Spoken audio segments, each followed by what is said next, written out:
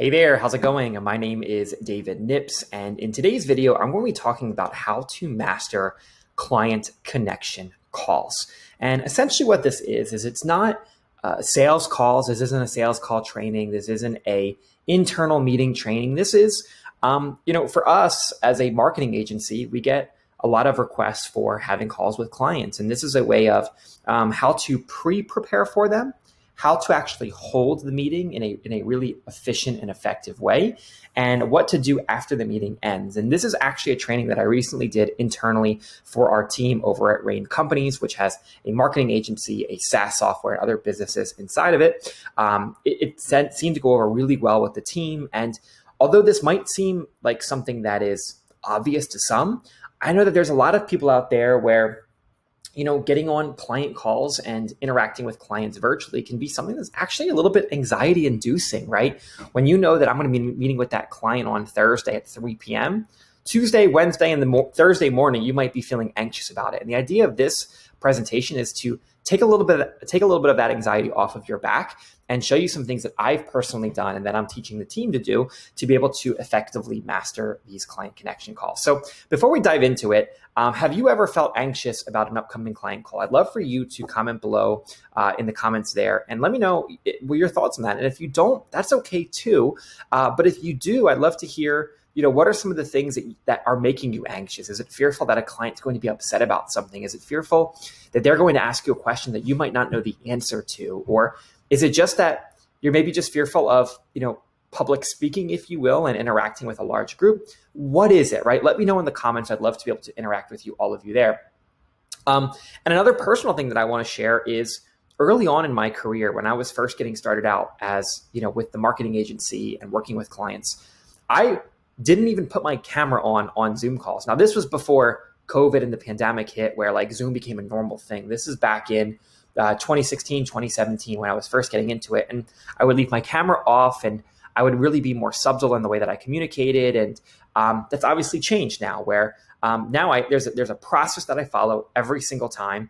And it's led to a lot of good relationships, a lot of good client interactions, and also efficient use of my time. And I'm really excited about that. So there's the 4-step process that I like to always recommend here when it comes to client connection calls. Number 1 is decision. Decision means, is this meeting really necessary? And we'll talk more about that in a moment. I'm sure there's been plenty of times where a client's requested to have a call with you, and it might not have been really necessary at the time to even interact at that time.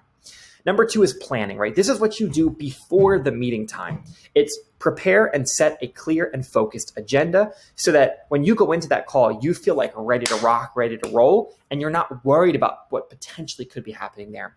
Number 3 is presentation. Presentation is also otherwise known as what actually happens on the call. Number 4 is what happens after the call, and making sure that there's really dialed in follow-up and homework tasks, not only for your team internally, but also for the client that you're interacting with. So, all right, let's get started with this number 1, decision. And I have a question for all of you. Have you ever had a client come to you and say, hey, let's hop onto a quick Zoom call? Me, I've definitely had that happen multiple, hundreds, thousands of times. Or B, hey, can we set up a call to meet, right? These do a couple of things. Number 1, they might make you worry because it's like, is the client upset? Are they going to fire me? Or are they going to fire my company? Or what is it? Or, or maybe do they have a question that could be answered in like 2 seconds over a quick voice message or a Loom video that we're going to schedule a call that's not really necessary? So we've all been there. And that's why I always like to have the decision process first, which is number 1, assess the necessity of the client call and a couple of things to look at. Number 1 is determine if the information can be effectively communicated via Loom, audio message, or other method. If you guys aren't familiar with the Loom, you are missing out. Because essentially what Loom does, it's a tool that records your screen. I'm actually using it to record this video right now. But what it allows you is record your screen, an optional face cam, and you can walk through certain things. So if a client has a question about a technology or a certain piece of creative or whatever it might be, not only can you record yourself talking on camera like this, but you can actually record your screen too and explain it. And sometimes that can reduce the need for a meeting because they just needed to see it from you. Number 2 is sometimes an audio message can be a great way of communicating things, especially if the tonality of the message matters, right? Where you want them to know that, hey, I have a stern tone, or I have a positive tone, or I have a optimistic, or whatever it might be. or other message, whether that's email or texting. Determine if that's necessary. And then number two is consider the complexity of the topic, right? If we're working with a client on a really detailed marketing strategy, no matter how good your Loom is or how comprehensive your audio message is, having that back and forth with a client of bouncing off ideas, sharing insights, and that, it matters, right? There's complexity to it, and a meeting is required. And number three is evaluate the urgency and importance of the matter. So if this is something where it's a really important client, and maybe the meeting's not totally necessary, but you want to show them, hey, like we're all in, we're going to give you the respect, we're going to do this because there's maybe urgency where maybe there was an accident or something bad that happened, or maybe there's just urgency of there's a really important launch coming up, or there's something happening that requires just the respect of getting onto a call due to that urgency. Number two is once you decide we need to have this call, a couple of things to note. Number one is share on a Google Calendar. This seems basic, but sometimes it's so easy to think that you remember and then you completely forget, or the client forgets and you had that time slot there that you didn't consider. Number two is time zone confirmed, especially if you're working with clients around the country, around the world. If you're in Eastern time and the client's in Pacific time, it's really easy to get messed up on time zones. It's happened to me plenty of times. And number three is a realistic time expectation. We're going to talk about this more, later on in this video, but you want to make sure that if the thing that you're scheduling a call for only requires 10 minutes of time, schedule that meeting for 10 minutes, right? You don't need to schedule an hour or a half hour for something that can take only 10 minutes. And we're going to talk more about that, but it's really important to think about the time expectation that's needed and then schedule it based off of that. Okay. Number two, or actually real quick on that note, is Parkinson's Law. Another comment below. Let me know if you knew what Parkinson's Law was before this video.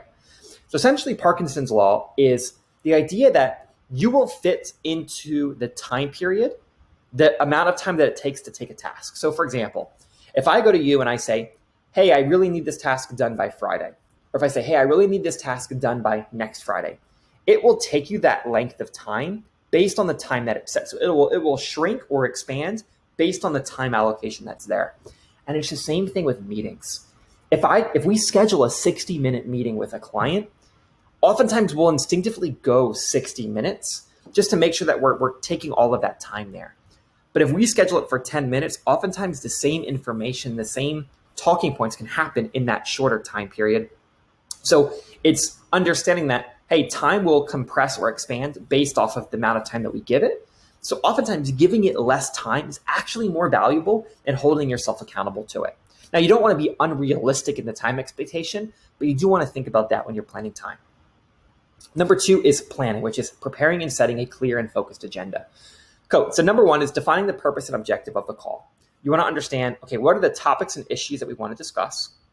What is the desired outcome or decision to be reached? So when we end this call, what would a successful call look like? What were the decisions that were made? What was the information that was received? What did we agree upon?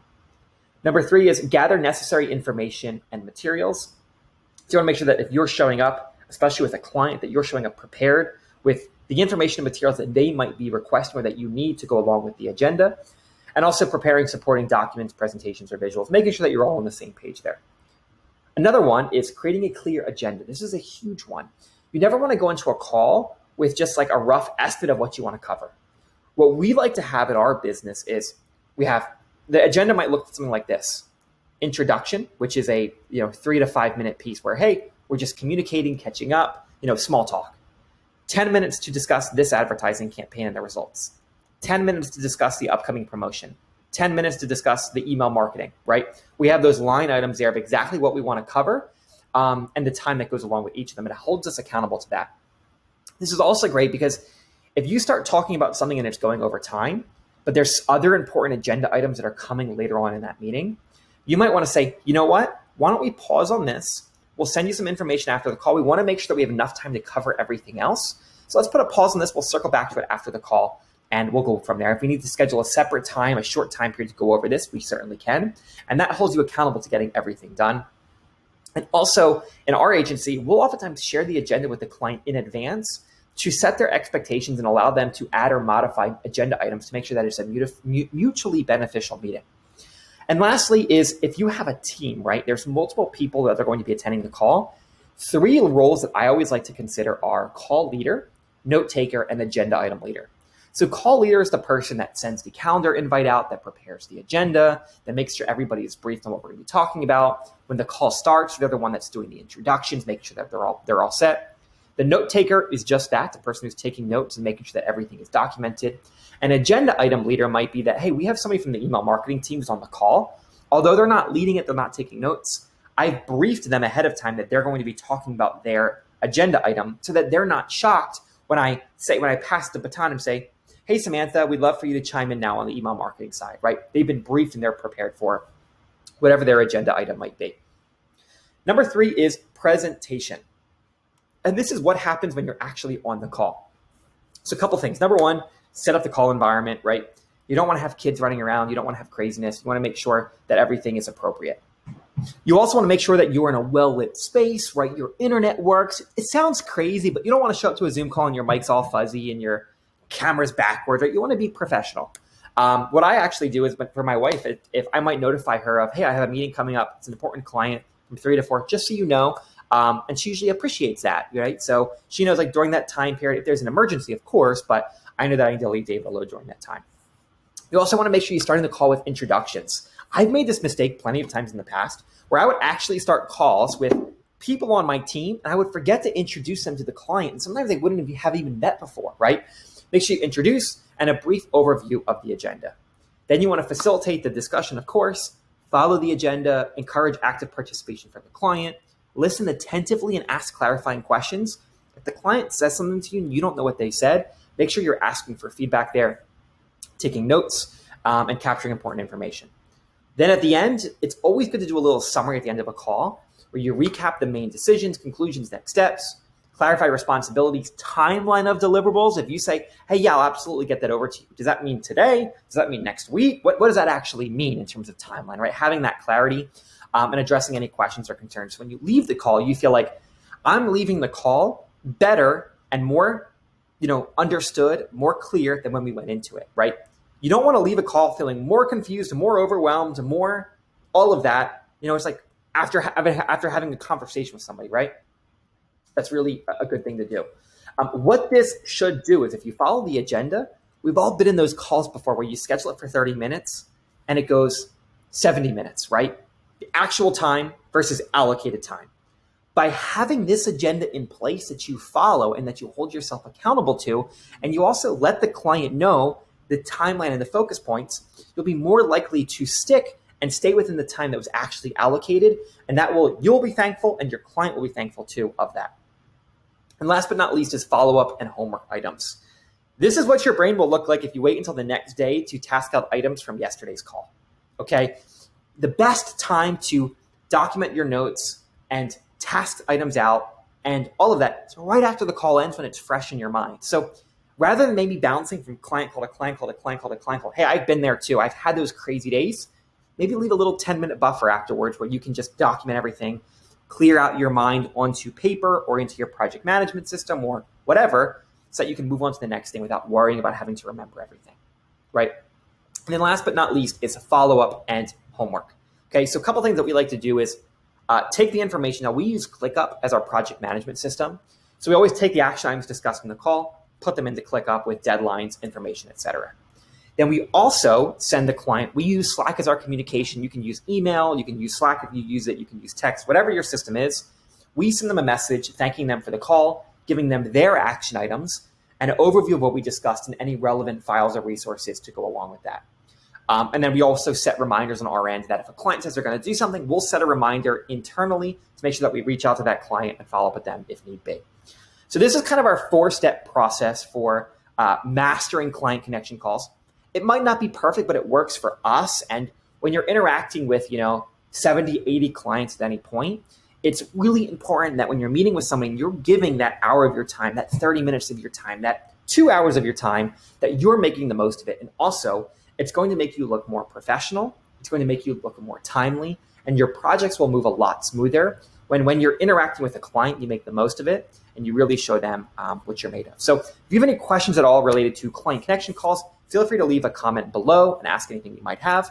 Subscribe to my YouTube channel if you're interested in more business, operational marketing, sales videos, things of this nature. I'm just sharing the things that I'm learning as operating a business, and I'm hoping it brings value to you as well. So hope you have a great rest of your day, and I will see you in the next video.